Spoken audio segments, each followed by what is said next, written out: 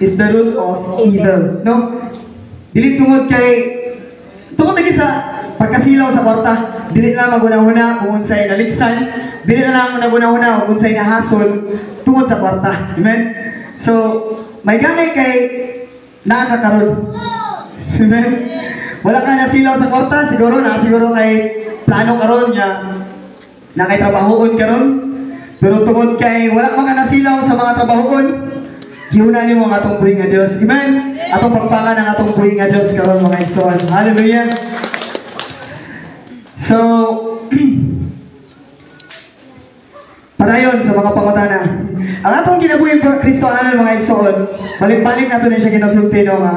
Daghan jud ang mga pagsulay, daghan ang mga tentasyon, daghan ang mga pababag sa atong pagpangalagad nga moabot sa punto nga kapuyon ta or moabot sa punto nga laayon ta.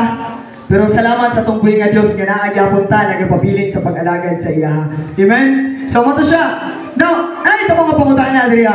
The moment na na-realize mo deeply ang love ni Lord sa imong kinabuhi, have you tried to pray nga Lord, nabati na mo ang imong gugma, but Lord, dili enough nga musimba ako. Have you prayed sa imong kaugalingon, ipangayon imo kay Lord na Lord, gamit ako. Kisa man diri ang nag-pray nga, Lord, gamit ako, taas ang kamot. Langanin. So, wala mo nag-desire mga igsoon niya, gamiton ka ni Lord in the best way sa imong kinabuhi. Wala mo nang andoy nga, Lord, gikapoy naman paning ingani ra, mga musimba ra, tapos wala na yun, wala na mo na sunod Domingo para kan. Na-pray ba ka sa imong kaugalingon nga, Lord, kung asa ka nimo ibutang, I pray nga imo kong gamiton. It's a testimony mga igsoon sa akong kaugalingon, wala sa pagpahinangbo. Grasya ra gyud sa Ginoo. Nag-pray ko kay Lord, Lord, gamit ako. Pero pagtagaan na ng trabaho ko sa Ginoo, magreklamo. Lord, grabe amazing kayo si Lord. Labi lang mabati na nimo ang love ni Lord. Mapuno ka sa presensya ni Lord. Lord, love you kayo. I love you kayo. Salamat sa imong gugma. Salamat sa imong kamaayo. Lord, gamit ako. Tagaan ang trabahoon, magbagulgul.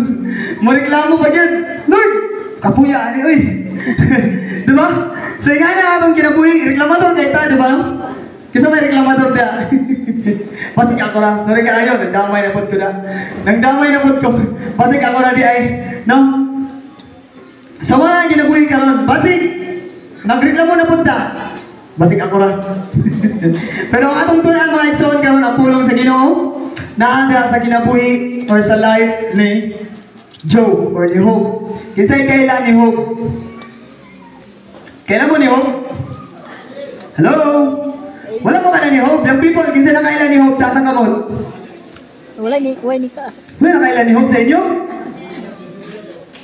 Karon mo kailan mo ni Hope? Sige, ang nakailan ni Hope, musik itong amen. Amen! Na-agree daghan. Pero diri gamay ra diri yun. Mga young people wala kayo na kaila. So karon mga igsoon, labi na sa mga young people, paningkamutan nato nga atong matun-an og mahibaluan ang kinabuhi ni Hope. No? So karon ang word ni Lord atong isgutan ang kinabuhi ni Hope or the life of Job. So since asay man ang story, consist na siya of 40 plus, murag 43 chapters, man siguro na siya. 42 chapters, sige. Dili nato na hutog basa kay mao ang oras. No? So mao na nato ang mga puntos. Chapter 1, chapter 2 o sa ending chapter 42. No? Mao na nato ang apart and the rest idugang na lang nako through storytelling, no? So Job chapter 1 Job chapter 1, chapter 2 and chapter 44. Now, 42, sorry. Job chapter 1, chapter 2, and 44. So, muna siya ang kinabuhi ni Job, no? Atong pagkatunan sa mga ang kinabuhi ni Job. Before ana, akong giyangyo ang tanan sa pagduko. Nasignan ako ba na? 42! Anong 44? Kasi nasa 44. Sige, akong giyangyo ang tanan sa pagduko sa itong mga ulo. Let us pray sa mensahe sa pulong sa Ginoo niyang buntagon. Hallelujah, Jesus. Father, we thank you, Lord, sa imong kamaayo. Salamat Lord sa imong gugma ni nga kabuntagon. Lord, salamat sa puso. Salamat sa kalipon, salamat sa kalipay na mong gihatag sa matag usa. Nga Lord, ay nasab kami Ginoo nagahiusa. Lord, sa pagkain o pagsimba sa kanimo, ingon pa man Ginoo sa pagpaminaw sa imong pulong. Lord, pasayloa kami sa tanang mga binuhatan. Limpyo nga among kasing-kasing karon ug himuha nga adunay lugar Ginoo ang imong pulong na madawat namo Ginoo dinhi nga kabuntagon. Dalayon ka. Lord, isang tuman ka nako Ginoo nga magdala sa imong pulong. I pray in the name of Jesus that you will bless my tongue, bless my mouth, everything Ginoo sa akong kinabuhi karon. Salamat na wala rin makita Ginoo kundi ang imong himaya Ginoo nga naa sa akong kinabuhi. In the name of Jesus. Amen and amen. Thank you, Lord. Sige, so the life of Job, atong basahon ang chapter 1, chapter 2, and chapter 42. Ang life ni Job. So, maguna, andam naman tanan sa pagpaminaw. Atong basahon ang life ni Job. So, yung mga tapat, aminaw tayo soon. Aminaw tayo para makabalot ta sa life ni Job. Amazing kayo ang life ni Job mga igsoon. So, magsugod na. Job chapter 1. May taong ginganlan Job nga dito na puyo sa Uz. Nagsimba o matinud-anon siya sa Dios. Matarong siya o nagligay siya sa pagbuhat o jautan. May pito siya ka anak nga lalaki o 3 ka anak nga babae. Aduna siya ay 7,000 o 7,000 ka karnero, 3,000 nga kamilyo o 1,000 ka baka. 5 ka gatos nga asno, daghan usab siyang sulugoon ug siya mo ay labing dato sa tibuok sidlakan. Nasabtan sa iyang mga lalaking anak nabatasan sa iyang mga lalaking anak ang pagbanos-banos o pagbangkiti nga tambungan sa tanang dapiton usab nila ang ilang tulo ka mga igsuon nga babae.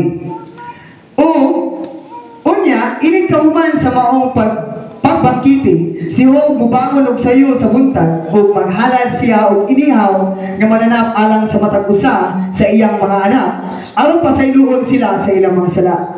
Kanunay niyang kinigibuhat kaya nagtuo si Job nga basin ug sa wala tuyoa makapasipala sila sa Dios. Maoy hinungdan sa ilang pagpakasala. Unya, usa ni anak adlaw sa dihang nga ang mga lagit ng binuhat niatubang sa Ginoo dito usab si Satanas uban niini o gipangutana siya sa Ginoo. Satanas, unsa may imong gibuhat? Bingon mitubag si Satanas. Gikan ako nagsuroy-suroy sa tibuok kalibutan. Giingnan siya sa Ginoo. Nakamatikod ka ba sa akong alagad nga si Job?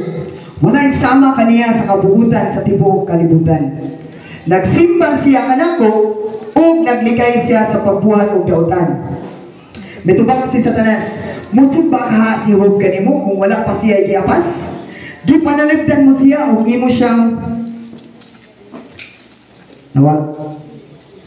gipanalagdan mo siya ug imo siyang balay ug sa tanan niyang nga iyaha. Gipanalangin mo ang tanan niyang binuhat ug gihatagaan mo siya daghang kaayong kabtangan diha sa iyang kayutaan. Verse 11. Apan kuhaa kaniya ang tanan niyang kabtangan ug tan-awon tag dili ba kaniya or dili ka ba niya palikason. Giingnan sa Ginoo si Satanas. Tugutan ko ikaw sa pagbuhat tutok sa imong mahimo ngadto sa tanan nga anak kaniya.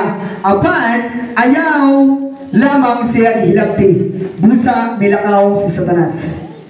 13. Usa ni anak kaadlaw samtang nagbangkiti ang mga anak ni Job dito sa balay sa ilang kamagulangang lalaki, may niabot ang isahiro ngadto kang Job ingon.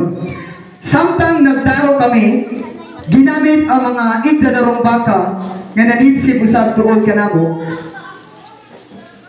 Doon ka na mo ang mga asno, kalit lamang may abot ang mga taga-Syria o ginadakop, di panakop ang mga asno o ang mga baka.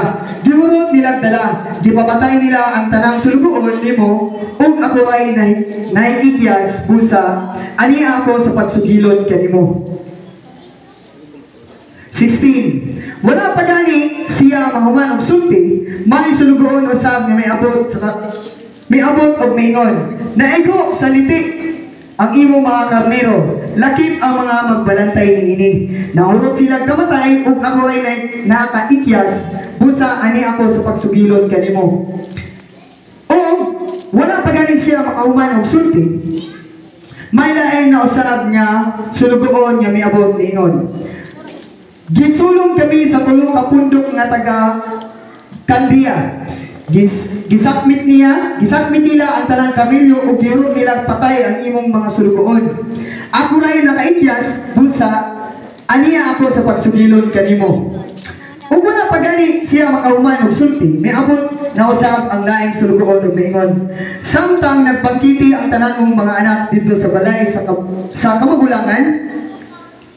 kamagulangan nilang igsuon, may nihapak nga alimpulos gikan sa disyerto. Nagunog ang balay o natumpagan ang imong mga anak.